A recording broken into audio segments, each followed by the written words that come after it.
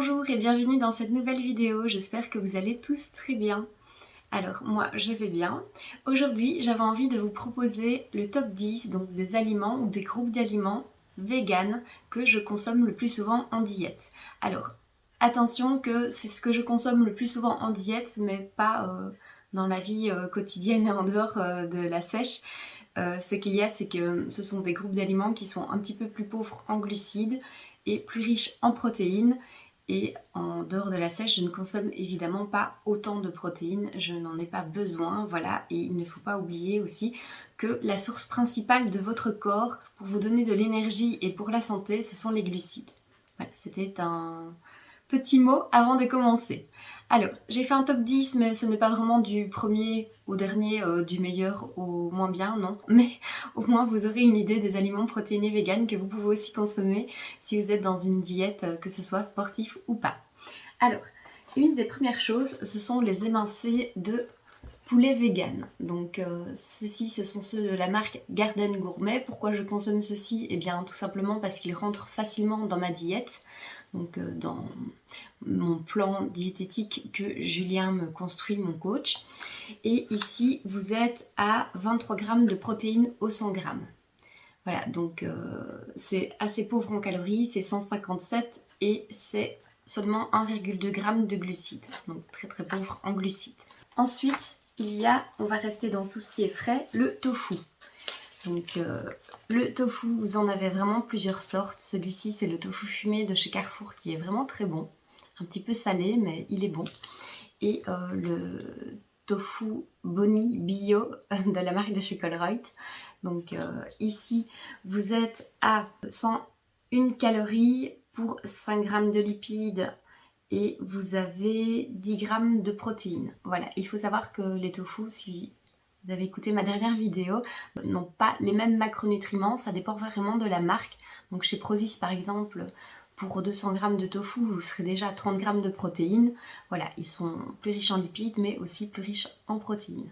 Et dans les tofu fumés, ici c'est noté en très petit, mais c'est 14 grammes de protéines au 100 grammes. Donc ici vous consommez un, ça vous fait 28 grammes de protéines. Voilà. Autre chose, le sétan. Alors le sétan, je le fais moi-même et on est à 31 grammes de protéines pour 169 calories. Donc c'est quand même assez pauvre en calories. Les glucides, je suis à 8,1. Donc voilà, et 1 gramme de lipides. Donc vraiment le sétan, j'utilise plus ou moins la recette de Jean-Philippe. Je ne sais pas si vous le connaissez, c'est un Canadien qui fait des recettes véganes, donc il est vegan évidemment, et ça s'appelle La cuisine de Jean-Philippe. Si vous ne le connaissez pas, je vous invite à aller voir sa chaîne parce qu'il est vraiment très chouette et très sympathique comme bonhomme. Il y a aussi le skyr. Donc le skyr ici c'est la marque Alpro, mais il y a d'autres marques, même des marques bio comme Provamel qui fait aussi du skyr et certainement d'autres, peut-être que Soyad en fait aussi. Et en fait pour 100 grammes vous avez 60 calories et 5,8 grammes de protéines, donc presque 6 grammes de protéines, ce n'est pas négligeable. Le skyr ça peut aider pour faire des petites vinaigrettes pour mettre dans sa salade quand on est en diète, franchement c'est chouette, avec un petit peu de moutarde, un petit peu de sucrant comme par exemple du sirop d'agave, ou alors vous pouvez faire aussi une vinaigrette avec un petit peu de beurre de cacahuète ou de poudre de cacahuète et franchement ça passe très bien. Ensuite vous avez aussi dans tout ce qui est salé les protéines de soja texturées. Donc, ici vous l'avez sous forme de haché par exemple, je vous montre. Voilà, donc, ce sont vraiment des toutes petites boulettes. Et ceci c'est très très riche en protéines. Ici vous êtes à 50 grammes de protéines pour 356 calories. Donc c'est toujours au 100 grammes que je vous dis. Et vous avez 14 grammes de glucides et 1,6 de graisse, donc c'est toujours très pauvre aussi en graisse, donc ça c'est bien. Vous avez les mêmes, donc il en existe aussi dans vraiment plusieurs formats. Vous en avez en espèce de petite aiguillette, vous en avez en petite boule aussi, donc vraiment vous l'utilisez comme vous voulez.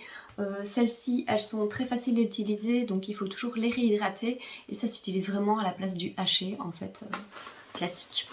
Vous les avez aussi en protéines de pois texturé. Et en fait, les protéines de pois, je vous dis, c'est 362 calories pour 10 grammes de glucides, 61 grammes de protéines et 6,3 de lipides. Donc c'est encore plus riche en protéines. Vous pouvez en trouver dans la marque de chez Coro et aussi sur le site Casidomi. Peut-être qu'il y en a aussi dans les magasins biologiques, mais je ne sais pas, il faudrait regarder à ça. Ce qui est une grande aide aussi, ce sont les légumineuses. Donc, par exemple, ici, vous avez des lentilles. On est à 25 grammes de protéines pour 327 calories, 1,6 de graisse et 46 grammes de glucides. Alors, les légumineuses, à partir d'un certain moment, évidemment, je dois les diminuer dans ma diète parce que je suis en sèche stricte. Et du coup, ça contient un petit peu trop de glucides. Mais franchement, ça passe très bien dans n'importe quelle diète végane et ça complète vraiment vos protéines dans toute la journée, donc n'hésitez pas à les consommer. Voilà, c'est une très bonne source aussi de fibres et ça peut vous aider vraiment si vous avez le transit un petit peu plus lent. Il faut faire attention que certaines personnes sont plus sensibles aux légumineuses au niveau des intestins, comme pour les pois chiches où il vaut mieux enlever la peau.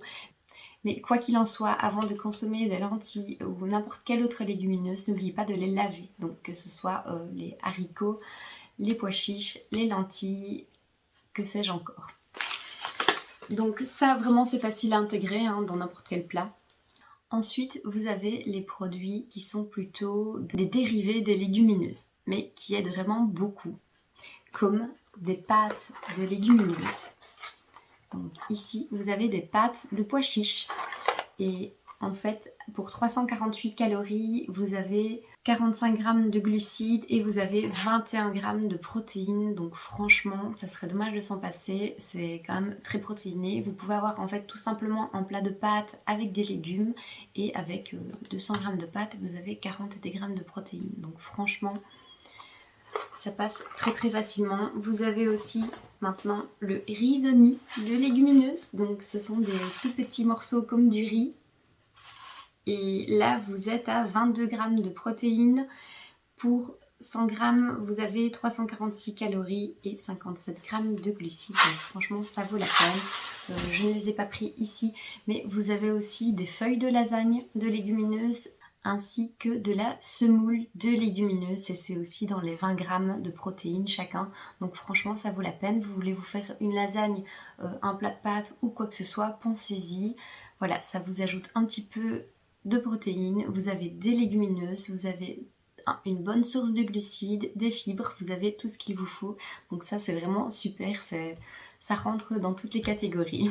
Les crispies de soja ou les crispies de pois. Alors, je vous montre à quoi ça ressemble. Ce sont de petites boulettes comme ceci. Voilà, donc celles-ci ce sont celles à base de soja et cacao. Et ça fait 58 grammes de protéines au 100 grammes, mais franchement 100 grammes c'est énorme. Donc ça vaut vraiment la peine, c'est 362 calories pour 28 grammes de glucides et 1,9 de graisse, donc il y a toujours très peu de graisse. Vous les avez aussi nature, je pense qu'elles font aussi 50 grammes de protéines. Vous les avez au cacao pur, elles sont beaucoup plus fortes en cacao et un petit peu moins sucrées, et vous les trouvez aussi dans la marque de chez Coro. Et là du coup voilà, c'est plus amer, il faut vraiment il faut pas s'attendre à voir ça comme si c'était un dessert, c'est vraiment un petit apport en plus de protéines, mais c'est assez fort. Et là c'est 70 grammes de protéines au 100 grammes, donc celles qui sont plus cacaotées. Et vous avez aussi donc les protéines de pois, donc en crispy. Voilà, donc c'est la même chose, sauf que celles-ci sont plus grosses, elles sont plus dures à manger, enfin je veux dire plus croustillantes on va dire, et elles sont moins sucrées. Voilà, donc il faut le savoir, mais elles sont très riches en protéines, elles contiennent 71 grammes de protéines, donc vous voyez celle-ci 71, 77 les cacao plus fortes et 58 celles au cacao plus léger. Donc voilà, donc ça vraiment vous les utilisez comme vous voulez, mais dans un yaourt avec du lait végétal, franchement ça passe très bien. Sur une petite glace à la banane ou une glace de mangue, si vous n'avez pas encore vu mon short glace à la mangue, c'est très facile, mais j'ai fait une glace protéinée avec ça. Le 9e groupe d'éléments que je consomme aussi, ce sont les micronutriments et tout ce qui est minéraux et tout ça. Donc, il faut savoir que je consomme énormément de feuilles vertes par jour. Ça peut aller jusqu'à 400-500 grammes. Alors vous allez me dire oui mais ça c'est pas protéiné. Écoutez, ce sont de très bonnes protéines les feuilles vertes. Alors oui c'est très peu parce que ça sera que 1,5 g de protéines au 100 g, mais ça vous apporte vraiment beaucoup de minéraux essentiels en fait pour votre organisme. Donc du coup ça fait le boulot. Donc ça vous ne pouvez pas l'avoir en consommant que des aliments transformés ou que des aliments cuits. Donc c'est super important de vous apporter des minéraux en plus dans votre diète. Surtout si vous êtes en déficit calorique. Ici, je consomme donc les feuilles vertes, évidemment, toutes sortes. Je peux consommer de la salade, de la roquette, de la feuille de blé, de la mâche. Donc tout ça, c'est vraiment important, sans oublier les herbes aromatiques qui vous apportent vraiment énormément de minéraux.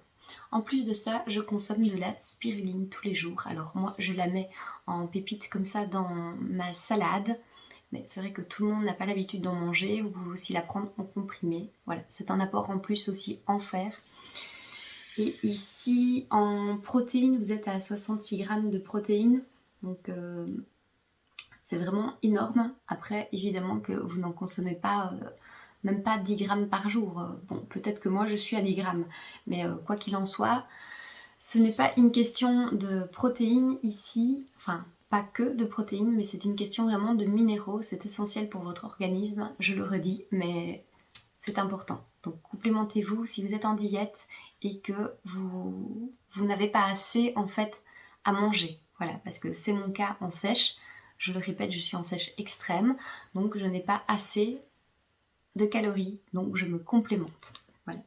Et autre chose, la poudre de jus d'herbe d'orge. Je pense que ceux qui me suivent depuis longtemps savent que j'en consomme tous les jours aussi. Alors ça, c'est vraiment de la magie pour vos cheveux déjà. Et au niveau des minéraux, c'est génial. Donc c'est rempli de fer, de zinc. Il y a vraiment plein de choses dedans. Sans compter que tout ce qui est algues et tout ça, vous avez aussi de l'iode et des oméga 3. Donc ça c'est super. Alors, je consomme aussi, c'est vrai que j'aurais dû les prendre, des petites algues en paillettes. Voilà, donc comme le mélange du pêcheur, si vous connaissez, vous trouvez ça au magasin bio. Et bon, c'est vrai que c'est un petit coup, mais après vous l'utilisez quand même pour plusieurs fois. Hein. Donc vous en avez pour quelques temps avec. Donc voilà, ça peut paraître cher, comme ici aussi, ça peut paraître cher, mais vous l'utilisez sur le long terme, donc voilà, c'est un petit investissement, mais sur le long terme, ça vaut la peine, vous faites le plein de minéraux, et ça c'est hyper important. Alors, un dernier aliment que je vais mettre ici dans la liste, alors, je n'en consomme pas tous les jours, j'en ai quand même tous les jours dans ma diète, mais si je fais en diète flexible, eh bien je n'en consomme pas tous les jours, mais voilà, ça peut aider les personnes qui n'arrivent pas à atteindre vraiment leurs protéines sur la journée quand ils sont en diète. Ce sont évidemment les protéines végétales. Alors, vous en avez vraiment de toutes les sortes. Vous n'êtes pas obligé de prendre la protéine de soja si vous voulez consommer moins de soja par exemple, mais il faut regarder les compositions. Moi, je suis très regardante sur les compositions parce qu'il y a beaucoup de mauvaises choses dans certaines protéines et du coup, voilà, j'aime bien goûter plusieurs marques et sélectionner celle que je préfère. Vous pouvez la mettre dans du lait végétal, vous pouvez évidemment donc la mettre en smoothie. Si vous la diluez dans très peu d'eau, en fait ça vous fait une crème. Donc ça ne vous fait plus un shake, c'est de la crème. Donc ça vous pouvez tester, vous ajoutez petit à petit de l'eau, il ne faut pas abuser. Et vous allez voir, ça s'épaissit, ça vous fait une crème. Et donc si vous faites une crème par exemple avec ça, et puis ensuite vous ajoutez des petits granulés par exemple de crispy. Voilà, ça vous fait vraiment une collation très protéinée, facilement, avec presque pas de travail. Vous pouvez même ajouter du skyr. Et voilà. Donc ici, c'était vraiment le top 10 de mes aliments protéinés en diète, en sèche. Je pense que je vous ferai une vidéo avec de l'aliment le plus protéiné ou moins protéiné. Peut-être que ça peut vous aider aussi, mais dites-moi en commentaire si vous avez besoin d'autres informations qui pourraient vous aider, vous, dans votre diète ou dans votre passage au véganisme ou enfin au végétalisme, parce qu'ici on parle bien d'alimentation et non du reste, même s'il y a toujours un point quand même commun. Voilà, et bien je vous fais des gros bisous, j'espère que cette vidéo vous aide. Surtout n'oubliez pas, mettez un petit pouce si vous avez aimé la vidéo et abonnez-vous, ça me fait vraiment très plaisir quand je vois qu'il y a des gens quand même qui s'abonnent, parce que vous êtes beaucoup à regarder par moment certaines vidéos et vous ne vous abonnez pas. Je trouve ça dommage, parce que voilà, je vais vous apporter plus d'informations au niveau de la diète végane, sportive ou pas, de toute façon. Voilà, ce qui est important, c'est de bouger un peu tous les jours et de ne pas rester à ne rien faire. Et puis surtout que c'est bon pour le moral et pour votre santé. Allez, je vous fais des gros bisous et je vous dis à bientôt.